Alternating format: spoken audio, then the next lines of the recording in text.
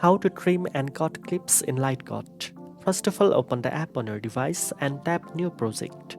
After that, import the video you want to edit and hit Next. Your video will then be loaded in the editing timeline.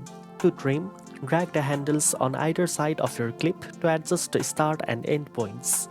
This allows you to remove any unnecessary parts at the beginning or end of the video. If you want to cut a specific section in the middle, place the playhead where you want to make the cut and tap the cut button at the bottom. Then select the unwanted segment and delete it, leaving only the parts you want in your final edit. Once you have done trimming and cutting, preview your video to make sure everything looks smooth and polished.